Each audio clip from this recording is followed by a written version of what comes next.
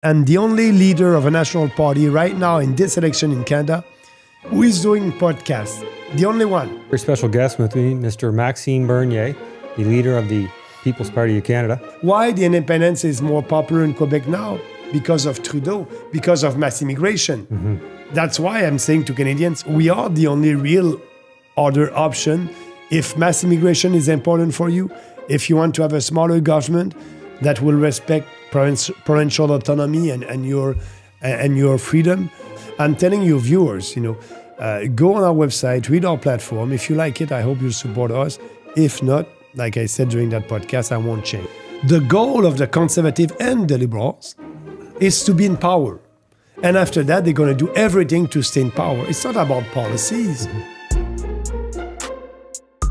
Hello, everybody. I'm Ryan McNeil, and this is the Builder by Day podcast. Today, I am very pleased to have a very special guest with me, Mr. Maxime Bernier, the leader of the People's Party of Canada. Maxime, thanks very much for joining me. I appreciate that you are a very busy man probably these days, and I appreciate you making the time. Well, thank you, Ryan. It's a pleasure for me to be here. As you know, during that electoral campaign, I'm traveling a lot across the country.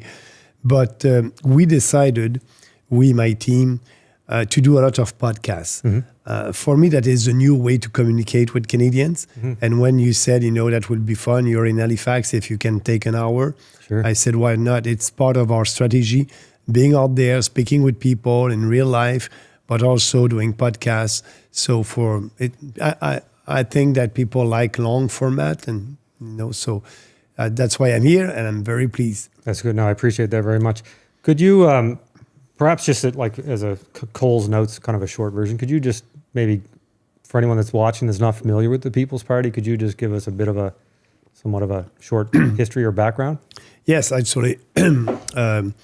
I was like you. I was an entrepreneur. Mm-hmm. I did work in the financial sector in Montreal for 19 years, VP of a bank and insurance corporation.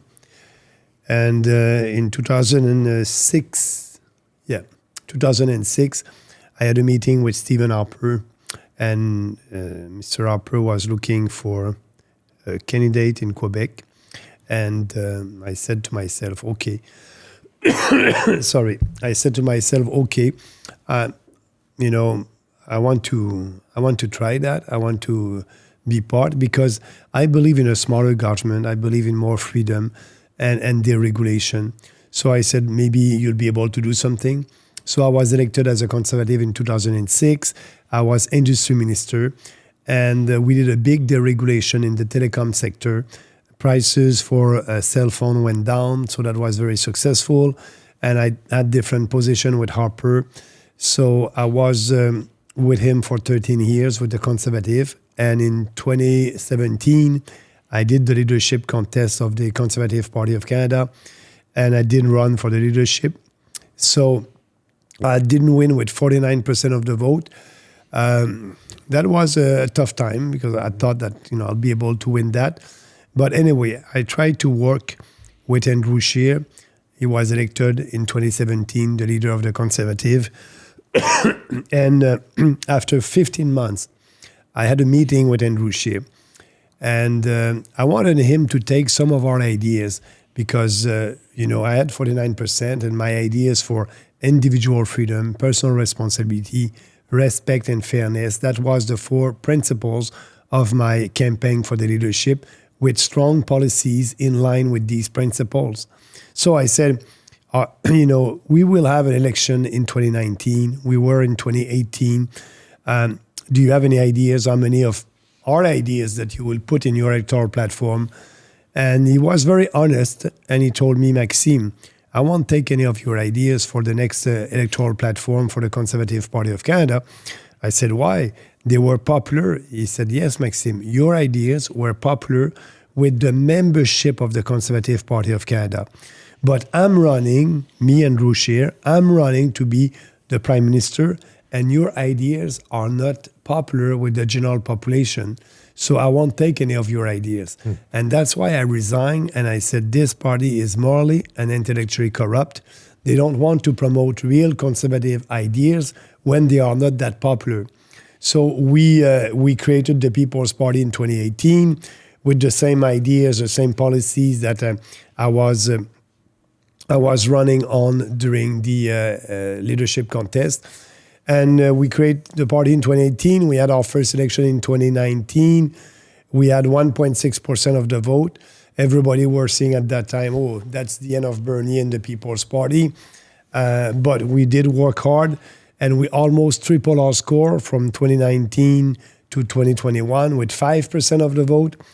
And our goal for this election is, if we can double our score from 5 to 10, that would be great. And we may have our first candidate elected. So, and when we created, just to answer your question, when we created the People's Party, that was based on these 4 principles: individual freedom, personal responsibility, respect, and fairness. And we are speaking about always the same policies at every election. We don't do any polling or focus group. We have a strong vision for this country, and our goal is to explain that vision, to speak about that vision. And the more we speak about that, the more support we have. So contrary to the Conservatives and the Liberals, we don't do any polling because we believe that the population has been manipulated by the leftist media. So we are out there, we have strong free markets ideas, and we are promoting that. So at every election, it's always the same platform. And now people understand that if they want to have a real change, we are that option. Okay. What are you? I'm relatively familiar with the PPC platform. I've read through it. I had Michelle Lindsay on the podcast a few months ago. Yeah. And we chatted a bit about it then as well. And I said to Michelle, which I'm saying to you now, is that when I read through the platform, first of all, I originally met Michelle the summer before this past summer, but at the time I had mentioned that the platform is it's well written, it's articulated very well, it's very easy to understand and kind of follow along. And as you read through that, I've said to many people, I friends of mine that would certainly be considered conservative folks on the conservative end of the scale. And I've sent it to folks before and had them read through it and say, everything in there looks great to me, right? And how does that, when you're out chatting, so when we're election coming up here in less than a month and you're hard at work and you're campaigning, what are you hearing from Canadians and the people you speak with what are the most important issues that you're hearing from people? When you said the platform is easy to read, and yes, and we are proud of that. So that's why I'm saying also that our goal as a political party is to appeal to your intelligence, not to your emotions. Usually in politics, politicians would try to appeal to your emotions, using fear, like during COVID-19, to try to change your behavior. For us, Canadians need to make an effort to go and read our platform. And my experience is when somebody is reading the platform, usually we will be able to have the support of that person. And so the only argument that we have when they like the platform is against us is, Maxime, I like everything on your platform. You're great, but you cannot win. But you cannot be in government. But I need to get rid of Trudeau. When people but you will split the vote. So they don't have any arguments against our platform. And the Conservative actually don't want to have a discussion about our platform. They are throwing names at me. They're saying, Bernier is splitting the vote. But we don't split the vote. Right now, during this campaign, it is the Conservatives who are splitting the Liberal votes. They're going to the left to be sure to have support in big cities like Montreal and Toronto. So when they're saying that, you don't have nobody elected, it's the beginning. What we are doing politics for the long term. If we double our score from 5 to 10, we may have our first candidate elected. And it's more difficult in a parliamentary system because there's no proportionality in our electoral system to have a new young political party to have people elected. But I'm looking at in UK, you have Nigel Farage with the Reform Party. He created that party a year before the general election in UK, and he was able to have 15% of the vote. But with 15% of the vote, he was able to elect only six candidates. But now, a year and a half after the general election, in the polls over there in UK, he is at 26%. If there's an election, he may be the leader of the opposition or he may be prime minister. So for us, if we can double that to 10 at this election, that will be the beginning of a change. And we, like I said, if you like our platform, why you will vote for the Conservative if the Conservative Party of Canada is not fighting for what you believe, but you're ready to vote for them to be sure that the Liberals won't be in power, the party that does not represent your values, and you won't vote for the party that is representing your values and fighting for your values because we may not be in government at this election. When you are acting like that, you are dishonest with yourself. You don't vote in line with your values, and we won't build a strong society if people are not supporting their values. So for me, this election is a great one, and I'm pretty sure that with our candidates, so we have about 325 candidates. Okay. Up to now, there's 343 ridings. So almost every Canadian will be able to vote for the People's Party. And that's my goal. At this election, doubling our score, having our first candidate elected, and after that, it will be a question of time.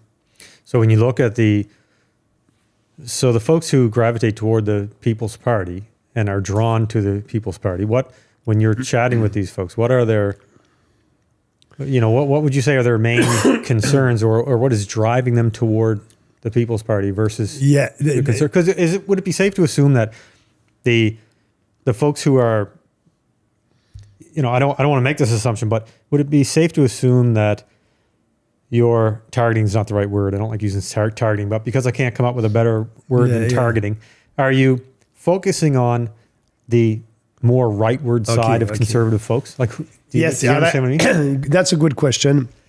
Yes and no. Okay. Yes, we have a lot of support from former conservative voters. Okay. But for example, I'll tell you an anecdote. I was in BC and we had two young candidates. And this summer, I was able to be with them and meet them for the first time. And both of them, two young guys, and they are for the People's Party. They are candidates right now on the Vancouver Island. Mm-hmm. And they said, Maxime, we were for the Green Party. We did work with Elizabeth May to be sure that Elizabeth May will be elected. And now we are proud to be with you. And I said, whoa, wait, why are you with me? Do you know our position on climate change?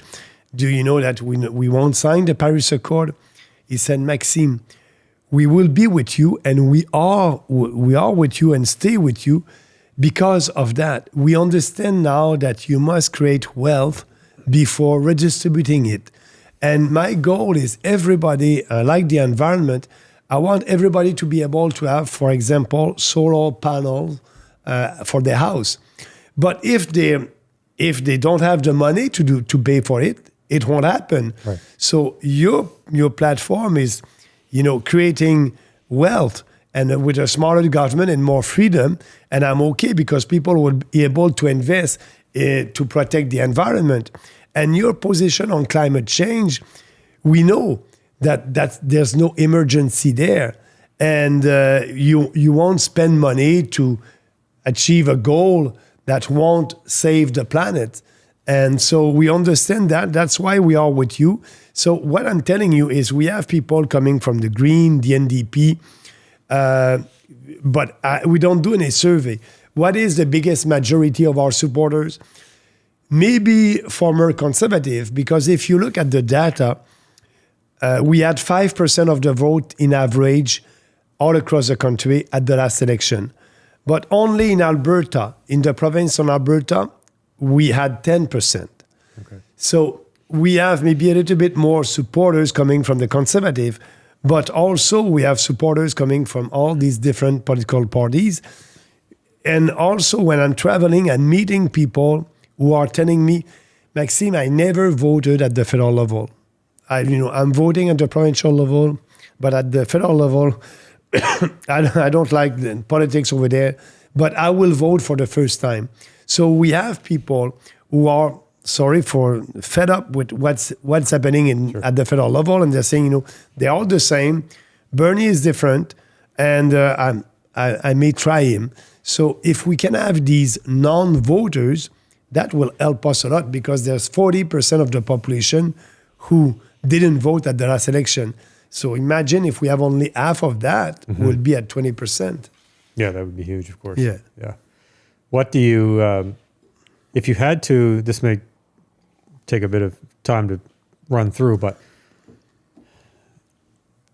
I've found in the last few weeks even, certainly since the time the election was officially announced, but even before that, I've seen what looks like the Conservative Party moving more right, because to me, I've watched the Liberal Party come back toward the center in an effort because they've alienated so many people. I mean, they had to do that. But so when I look at that, I sort of see as if everything has kind of started to shift back toward the center a little bit, which seemed to allow Poilievre and the Conservatives to go a little more rightward on some topics. But where we are today, where would be the significant differences between, say, Conservative policy or principles versus the People's Party?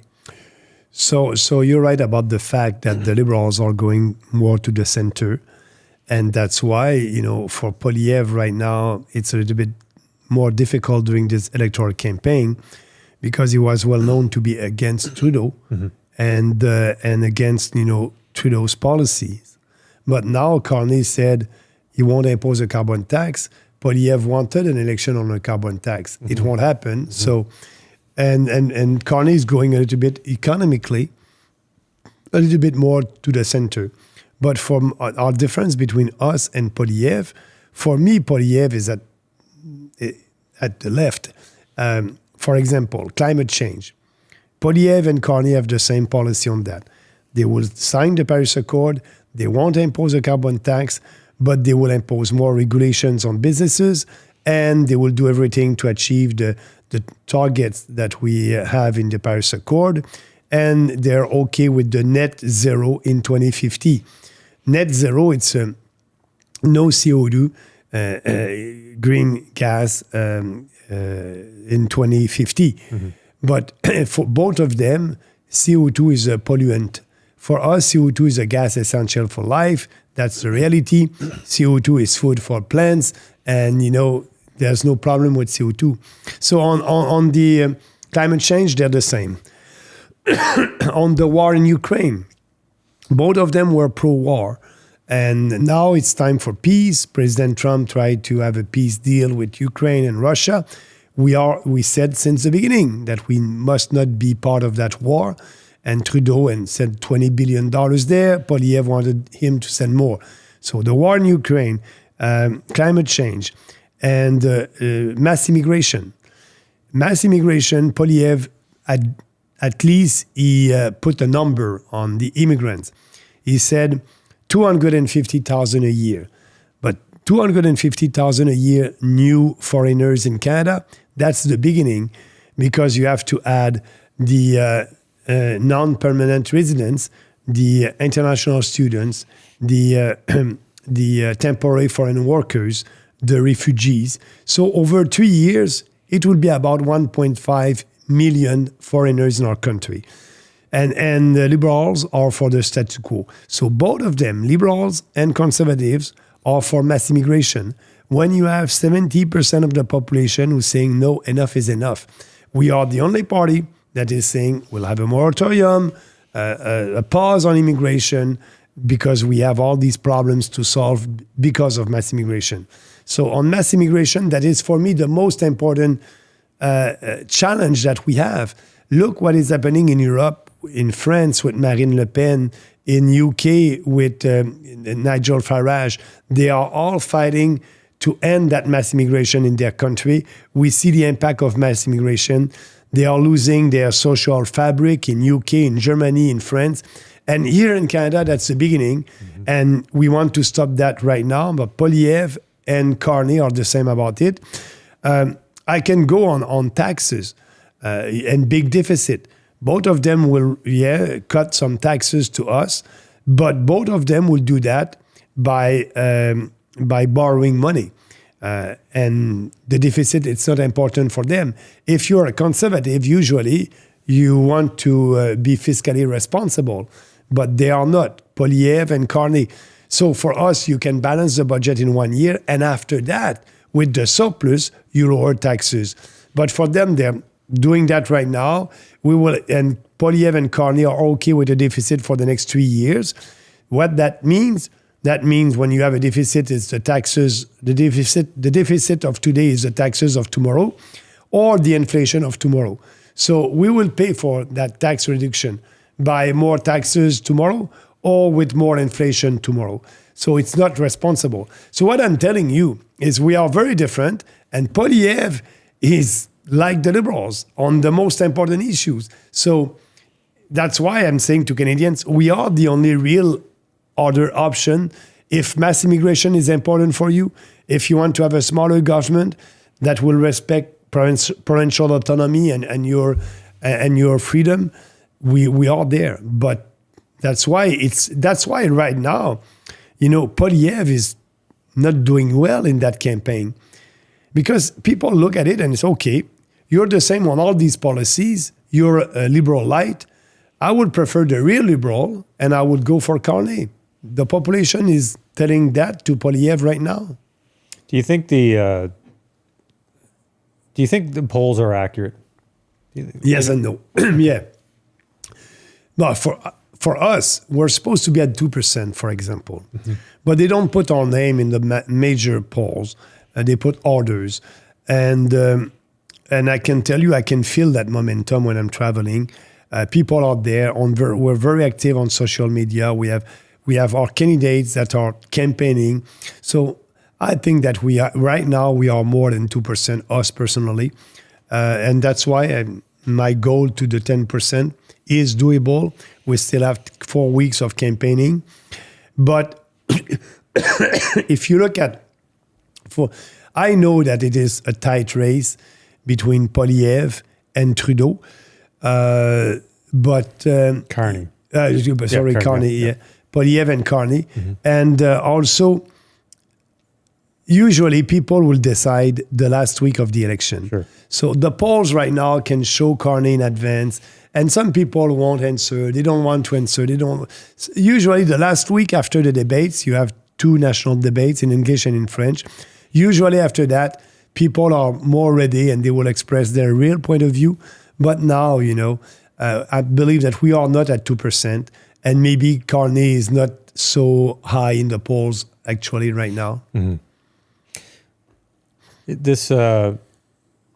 This situation that we have with, I want to shift gears a little bit now. I want to talk, you mentioned Trump and when we were talking through there, but it would appear that the Liberal Party, and I'm not making this up, I've heard others that journalists and so on have talked about this, but it would appear that the Liberal Party have made, everything is about Trump and the U.S. and tariffs and the threat to our sovereignty. And, they've really, really leaned into that, right? Yeah. And the media is buying that. Well, yes, that's what I mean. When I say the Liberals, I also mean the media that they control, right? That's ultimately probably the biggest problem. But what's your opinion on that? When it comes to Trump and the U.S., what do you think about all that? And they have a new slogan now, Canada is not for sale. Mm-hmm. But Trump didn't say that he wants to buy Canada. Right. No. Trump won't invade our country military. No. Trump wants to have the relocalization of the manufacturing sector in the U.S. I understand that. So that's why he likes tariffs, but not only for Canada, for every other country. So the 51st state, I took a time to read Trump's book, The Heart of a Deal, and that's negotiation. Right. And he did throw names at us, and he's doing that in the negotiation. 51st state, and Trudeau is the governor. But now you can see the change. He did what he did with that, but for me, it was a joke. It was a bad joke for us. Right. We won't be the 51st state. And now, but Poilievre and Carney and Trudeau in the beginning used that to say to Canadians, Trump is dangerous. We are sovereign. We're going to keep our sovereignty. No, but they use that to try to promote themselves, and they find a new enemy, and the new enemy is Trump. And the media love that story. They use it, and now, I'll give you an example. I'm running in Beauce in Quebec, and my mom, she's 88 years old. She's listening Radio-Canada in French, and she said, Maxime, don't speak about Trump. Everybody loves Trump here in Beauce. Don't speak and don't say anything against him or for him. I said, Ma'am, I said, my campaign is not for being for Trump or against Trump. It's for Canadians. Right. And, what he's doing, that isn't having an impact on us, but we can solve that with good policies. But people have been brainwashed by the media about that. And that's great for the Liberals. And Poilievre also is playing that game with, Canadian flags and try to use that to say, we are the only one that will save the country against Trump. That was not serious. And they used that just for their electoral gains. Do you think, in speaking of the media, so when specifically, Poilievre has indicated several times that he intends to defund the CBC at some level, whereas the Liberals are kind of the opposite. They've suggested they want to double down and increase the funding and put it into legislation so that it would be law to be funded moving forward. Do you have an opinion one way or other when it comes to? Oh yeah, I said that way before Poilievre. I said we must defund the media and the CBC. But Poilievre is speaking only about the CBC. He's not speaking about Radio-Canada in French. Okay. He will keep the funding of Radio-Canada in French. Why? Because he's afraid of the reaction in Quebec from the Francophone over there. So for him, it's all about buying votes. CBC is not popular in English Canada. He will cut it. Radio-Canada is a little bit more popular in Quebec. He won't touch it. For me, we must have media that would be independent, not dependent on money coming from the federal government. Sure. So we're going to cut both of them, but also that's $1.2 billion. And there's another $800 million that is going to La Presse in Montreal or the Globe and Mail and all these media, traditional media. We will cut that also. So we will cut all the funding that is going to the media. Contrary to Poilievre, we'll cut only the CBC in English, about $1 billion. So because the logic is you want the media independent. And if they're not able to have money from their viewers, they will go bankrupt. And in a capitalist system, that's good. But if they want to be able to raise money with Canadians, maybe they will change their editorial line and being more, truthful. Yeah, that's it. Absolutely. Yeah. So that's our position. But also about the mainstream media, they're dying. It's a question of time. Now, the federal government is able to keep them alive, but they will die. So that's why social media, independent media, alternative media, that's the most important. And actually, I had a discussion with Jordan Peterson in 2021. And I said to Jordan, I said, the mainstream media is canceling me. What can I do? I want to have more visibility. And he said, Maxime, that was in 2021. Forget it. The mainstream media are not the future. If they don't cover you, it's okay. Be on social media, be active, do podcasts, And Trump did the same. Right. Trump did a lot of podcasts in the US. Harris didn't do any podcasts. And the only leader of a national party right now in this election in Canada who is doing podcasts, the only one, American Canadians, because the American podcaster, they have Canadian viewers. You need to be able to have a 1 hour discussion. And I like it, and I'm doing that, and that's the future. I can tell you maybe in the election in 2029, all the politicians will have to do the podcast tour, like I'm doing right now. But that's the future. So for me, I'm a little bit upset that I'm not in the news in this election. It's like we don't exist. But, our time will come, and that's why I'm with you and with a lot of podcasters across the country. Why do you think that you don't exist why do you think you get no recognition or acknowledgement of any kind in the mainstream media? They don't like our ideas. They're leftists. Yeah. They don't, and they know if they speak about our ideas, that's common sense ideas. They know that we may grow faster as a political party. They try to discredit us between 2019 and 2021. We had 1.6% of the vote like I said, in 2019. After the election, they tried to discredit us. I was crazy, and they were speaking about us, but badly. So the election in 2021 happened. We had 5%. So they said, okay, if we speak bad about Maxime Bernier, that may help him. So let's be silent. And so that's why they are canceling us. They don't like our ideas, but it's we won't change. I cannot do anything about that, but I don't see any other reason. No, nor do I. I was just curious if you had if it was anything other than what appears to be the obvious. Will you be in the debates? Yeah, that's the other question. I was supposed to be in the debate.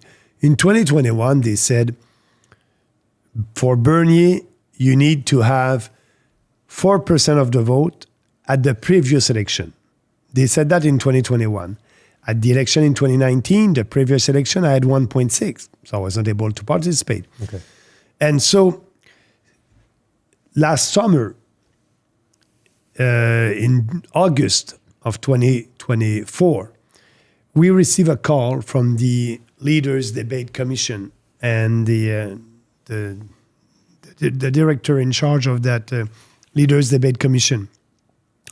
And he said, we want to have an interview with Bernier because, we may have an election soon. And we know that the format that we used in 2021 didn't go well.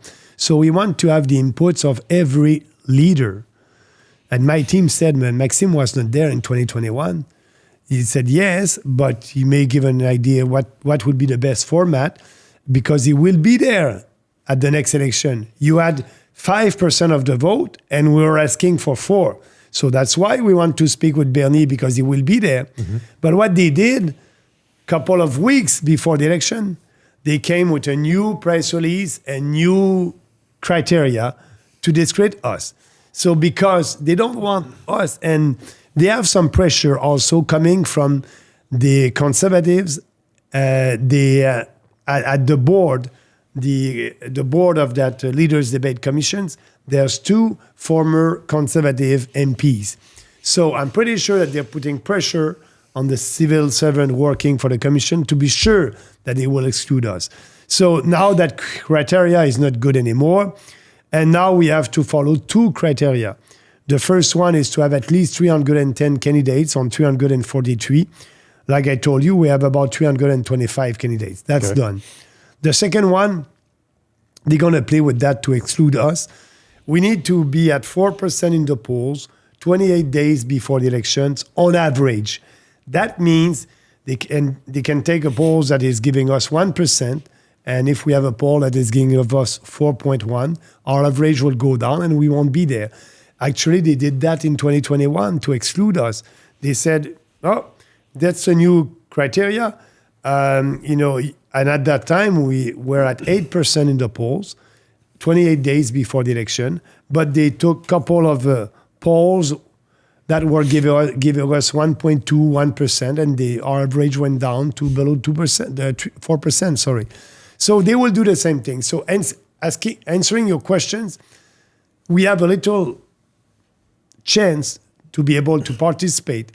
But I know that they cheat, they change the criteria, and now they will take some polls that are giving us 2, 1, or 1.9%.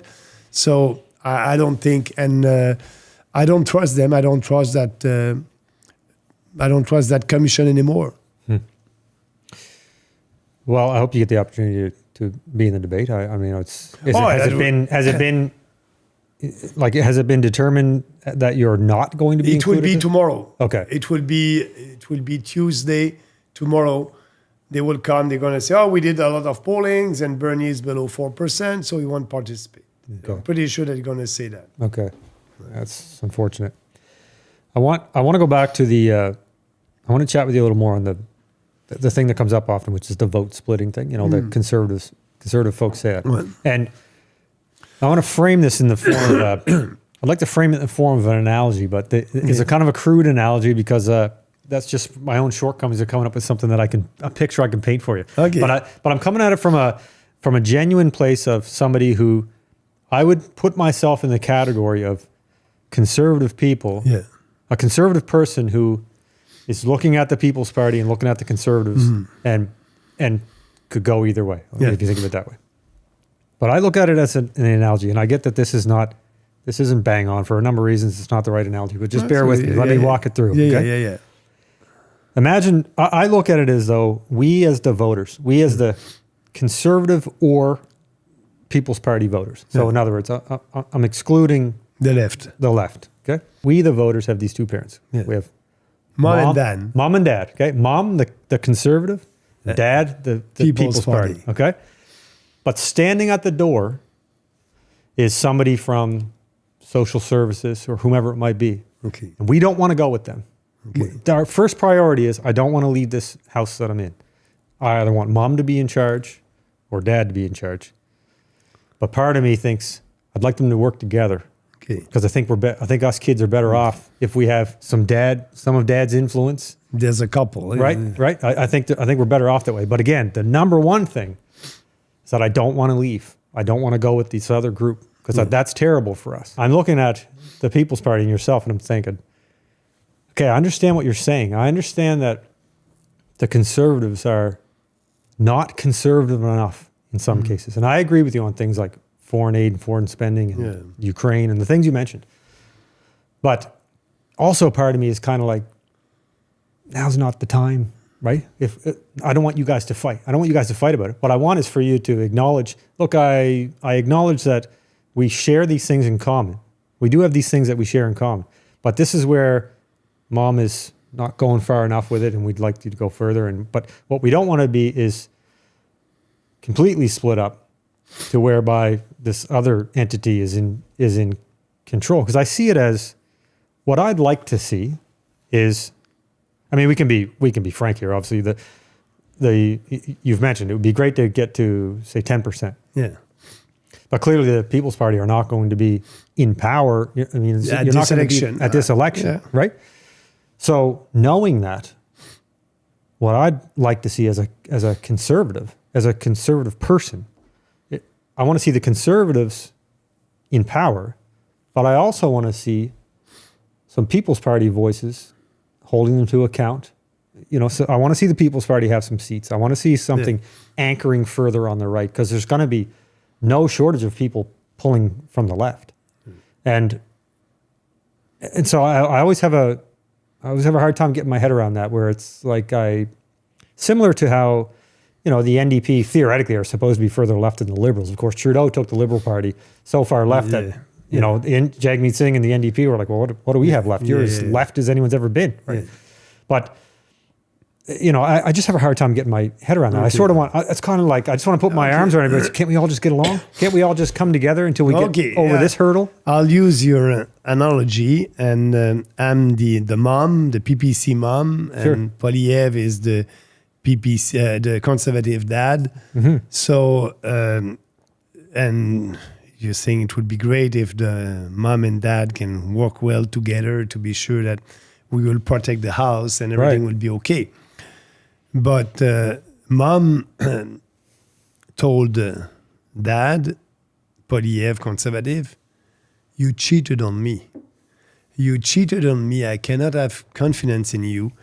You did that for a couple of years, and sorry about that, but you must go out that home. You're not welcome anymore. That's what the conservative did. They cheated on their conservative values. They cheated on that just to be in government. I was with Harper in government in 2015. I said, we will be a real conservative government. We have a majority after two minority governments. And Harper wasn't. What Harper did, what is the legacy of Stephen Harper with a majority? Zero. He abolished the wheat board in Western Canada. Zero.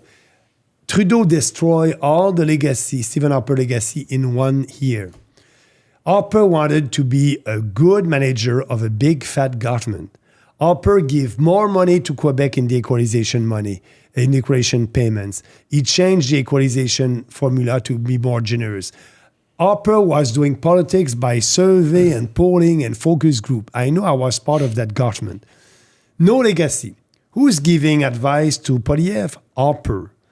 And now Poilievre is afraid. Poilievre won't do the bold reform that we need. And he cheated on our principles. So we cannot trust him. And that's why I'm not with them anymore. I'm not with them anymore. They think that they try to please everybody, but the most important, they are pandering to ethnic communities. And Poilievre is like Trudeau, with a new costume every weekend, try to pander to them. What is the message? Multiculturalism that is destroying our country. This is the message. He did a press conference with the number 2 of his party, and the press conference was in English and Punjabi. No, sorry about that. There's 2 official languages here, French and English. I'm tired of that. We need to abolish that Multicultural Act. We need to promote Canadian values. But Poilievre is splitting. So Poilievre, on mass immigration, is the same like Trudeau. So why do you want to get rid of the Liberals right now when you'll have the same, a little bit better on the economy? But now Carney is going to the right on the economy. So... And just wait when they're going to come before the end of this campaign, when they will balance the budget. I'm pretty sure both of them will say 3 years. There's no difference. But if Poilievre is elected, and we have a couple of candidates elected, we will support Poilievre when he'll be a real conservative. And you can count on me, we will shame him when he won't be a conservative. So they cheated. We are not in the same house right now. He's outside. And yes, maybe we'll have a liberal government. But for me, you need our voice. And if we need another liberal government, to be sure that this country will go deeper into the ground, if people are ready for another government that will be liberal and they will destroy everything, and I'm okay with that. In 2029, people will look, because, under Poilievre and Trudeau, this country may not exist in 10 years. Not because of Trump, because of Poilievre and Trudeau. Out west, I did a podcast last week with a young lady podcast in Alberta, separatist. Separatist. Right, I've seen and she was telling, do I have to go to the US or be independent? And I told them, do you know that? I said, why are you separatists? Because they're fed up with Ottawa. Because Poilievre is taking their vote for granted. Because they don't speak about the equalization formula. I said we will cut the equalization formula by half. It's $26 billion that the federal government is giving to poor provinces, Quebec and New Brunswick and other provinces. We will cut that by half, $13 billion maximum. We will change the formula. So I told her, if you want to be serious, you need to vote for the People's Party, because we're the only one who will have a smaller government and do a radical decentralization. But at the provincial level, she said, we have an independentist party. But I said, be serious. Vote for the independence at the provincial level. I told her in 1995, in Quebec, I voted yes. I voted yes for the separation. Why? Because I was tired of that big fat government telling us Quebecers what to do. and without respecting our constitution. Now Albertans are feeling the same, and I'm okay with that. But I said yes because I wanted the federal government to stop interfering in provincial jurisdiction. They did not, and that's why I did jump into politics in 2006 to fix that. And I did a big deregulation as a minister. So that's, and when I was in 2006 with Harper asked me, Maxime, I want to have support in Quebec. Do you have ideas for my platform? I told him two things. First, you must lower taxes to Quebecers. And if you do that, you'll do for every Canadian. Second, constitutional peace. Don't interfere in provincial jurisdiction. But best, withdraw from interfering in provincial jurisdictions. He didn't do that part. But he delivered a speech in Quebec in October 2005, and that was very popular. So that being said, what I'm telling you, maybe if you have Trudeau or the Conservative, and you still have the equalization, because Poilievre will pander to Central Canada, Quebec and Toronto, and they know that out west. It will be the same as Carney. So I told them, vote for the independence at the provincial level, send a strong signal in Ottawa, and I will be the only and the first leader of a Federalist Party saying, hey, Albertan, you must vote yes, because now these traditional politicians, establishment politicians, they don't take you seriously. Vote yes, you'll be at the table, we'll have a new deal that will be in line with the deal that we had in 1867. Yeah. So they're the same for me. Okay. So if you want the destruction, do you want the destruction faster or slower? Faster with the Liberals or slower with Poilievre? Both of them are driving into a wall at different speed.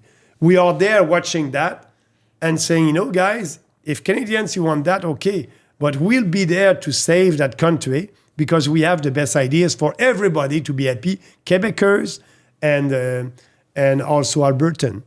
And having policies that will create prosperity with a smaller government. So when you look at, when you talk about, Canada heading in a certain direction, and I agree with you in the sense that, even if the Conservatives do get elected, unless there is some radical change, they won't because they will look at the polls. They will look at the polls like Harper did. The goal of the Conservative and the Liberals is to be in power. And after that, they're going to do everything to stay in power. It's not about policies. They're telling you the policies that you want to hear. But not only that, with the survey and the focus group, they're using the words that you will like to hear. And Poilievre is great about that with all the slogan and all the time. But that's the way they're doing politics. For us, you need to read our platform. And after that, if you like it and you said it's so important for me to get rid of the Liberal, vote for a Conservative. You're going to go down the drain at a different speed. In 4 years, I'll be there and I'll tell you, what did he do? Climate change? No, we're still in Paris. Equalization? No. Deregulation in pipelines. They are speaking about pipelines right now. But when you ask Poilievre, are you ready to use the Constitution, the Section 9210? If you use that, the federal government will have full jurisdictions over pipeline, and Quebec or any other provinces won't be able to stop it. Nobody will use it. I said that in 2019 when we are speaking about pipeline, that we must use the Constitution, and the media in Quebec, a francophone, said, oh, Maxime, are you saying that you'll impose a pipeline on Quebec? I said, yes. We are in 2025. At that time, we're in 2019. We can build pipelines that will be secure for the environment. And by the way, there's a lot of pipelines in Quebec going from the port of Montreal to the airport, Trudeau Airport, and old pipelines. And so let's build new pipelines, more secure. But in Quebec, they're listening to the radical left. But Poilievre doesn't have the courage to say to Quebec, we'll use the Constitution and we'll build that pipelines. So maybe under the Conservative, we may not have pipelines. You mentioned in there about, at one point when we were talking here, you mentioned, you sort of looked the other side of the pond of the UK, France, Germany. Yeah. And see, when I look at that, and of course, none of what's happening over there ever makes its way into we talk about the mainstream media here. You never see any of that. But what's happening over there is unbelievable. I mean, it's outrageous. But when I look at that, I look at it as where we're heading. Yes. Do you agree with that? Do you think that they're just further along than we are? That's why it's a question of time. Okay. 10 years. It's a question of time. Why I'm saying I'm a francophone Quebecers. In Quebec, we fight for our sovereignty as a province and also to keep our culture. We have discussion at every provincial election about the level of immigration. The PQ will said 20,000. Another party was, nobody said that you're racist. I started that discussion at 2019 at the federal level in English Canada. But I wanted to have a maximum of 150,000 at that time. I was racist, xenophobic, all that. And I was right at that time. We didn't do that, 150,000. No, we went to mass immigration. Now it's a moratorium. Right. So the mass immigration plus multiculturalism, it is destroying our country. And now you have the PQ in Quebec. The young, charismatic PQ leader is ahead in the poll and is saying to Quebecers, if you vote for me in 2026, that will be the date of the provincial election, you will have a referendum on the independence a year later. He's not afraid. He's speaking. And why is he doing that? Why the independence is more popular in Quebec now? Because of Trudeau, because of mass immigration. People are like, no. And they are not integrating into our society. And now it's coming in all across the country. So I will give to my country maybe 10 to 20 years if we still have that mass immigration. In France, I was there 2 years ago. There's no go zone. I was with a taxi driver and I said, I want to go there. He said, no, I'm not driving you there. So what? It's too dangerous. Is that right? We have here in Canada ghettos. Surrey, BC, you're in India. Brampton, Ontario, you're in India. I think they will need a Bill 101 there to protect the English language. You go in Surrey and you try to walk on the street and you look, there's no English there. Really? English Canadian will say, the Bill 101, what's that? The Bill 101 was a good bill. You have French and below you have English. That's the legislation. You need to have both. But French must be bigger and English. You go in Surrey, you don't have any English when you walk on the street. And we're telling them, keep your culture, but every culture is not equal. When we are importing the third world culture, we are becoming a third world country, and that's happening right now. So that's why I'm just sitting there with the same platform, and in 2029, I will have the same platform, and I'll tell you, we are heading in the wrong direction. I told you that for years. I hope people are ready to support the PPC. If not, it's okay. I'll wait because I won't change. I know that I have the best ideas. Sorry, I'm a little bit pretentious. But I know I'm doing that. I'm fighting for the ideas. When you believe in people and you don't believe in government, when you believe in freedom, and when you believe in Western civilization values, you're doing the right thing for your country. And I believe, and I don't care if the media is giving me 2% or 5%. And if we have 1% at this election, I'll be there in 5 years. But we won't. We will be able to double that because we need to speak with people to explain our position. This country is going down the drain, and if we don't do anything. But Poliev and Carney, for me, it's the same. It's a different speed. Yeah. And I guess that's a good way to And I'm telling Canadians, if you vote for your values, you have more chances to have what you want. Voting for the less of, evil. I think I agree with you. I just think that probably the biggest problem there is that for many Canadians, unless you're somebody who is, you're on Twitter or somewhere on social media and you're getting your news from other sources other than the mainstream media.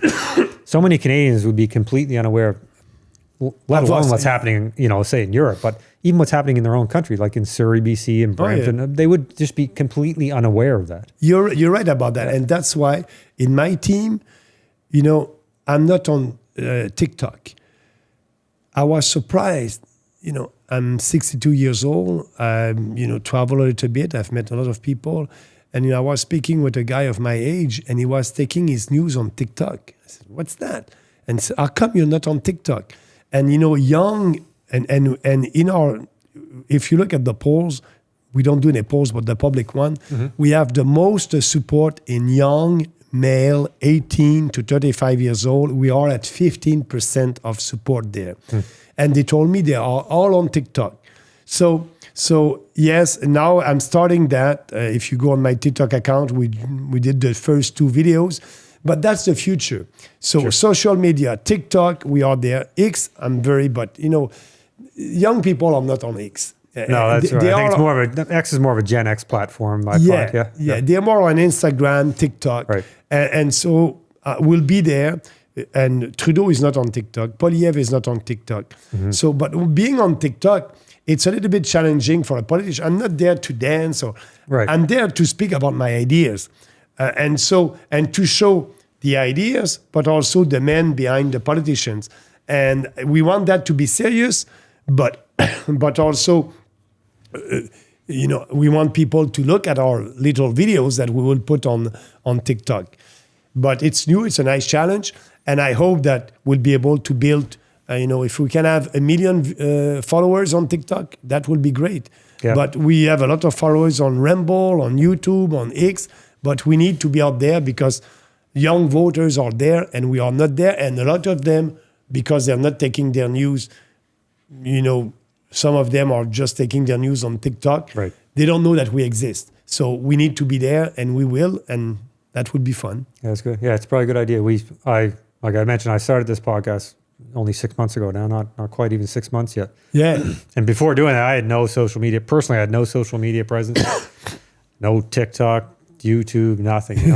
And I was hoping to just avoid all that. I was hoping to just skirt through life, and not do that, but we also started using TikTok. There is a very significant reach on TikTok, and we find that as you know, when you're on X, for instance, and there's a conversation at hand, X is a very argumentative platform, right? Everyone likes to argue. 90% of the people are anonymous, right?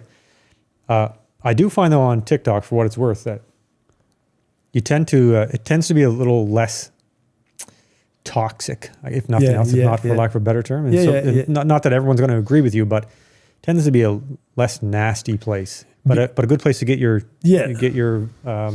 message out. Because you're right. Usually they're doing videos, right, and we see your face. That's right. So it's not as anonymous as X. Right. So no, we are. I decided to jump into it. It's new, but it will be fun. And that's a nice opportunity because, we need to be on every platform. Sure. And then we were not. Sure. Yeah, that's good. Like you. So this podcast will be on. We'll be on YouTube. It's on YouTube, so we always put our episodes out on YouTube, Spotify, iTunes. Okay. So there's audio versions of it, but then the YouTube is kind of the main platform where we'll put it out. So you'll see it there. I appreciate you coming in here today. I'm sure you're very busy. I appreciate you carving out an hour to have this conversation. No, thank you. I appreciate that. That's a nice opportunity. I saw your interview with that you mentioned with Jordan Peterson years ago. I've watched that. I agree with you. Of course, having done this podcast thing myself, I did it for the reason, and it just so happened that when I started the podcast, we were like a week before our municipal election here. So 2 of the first 3 interviews I did were with folks running for the municipal election, running for mayor. Yeah.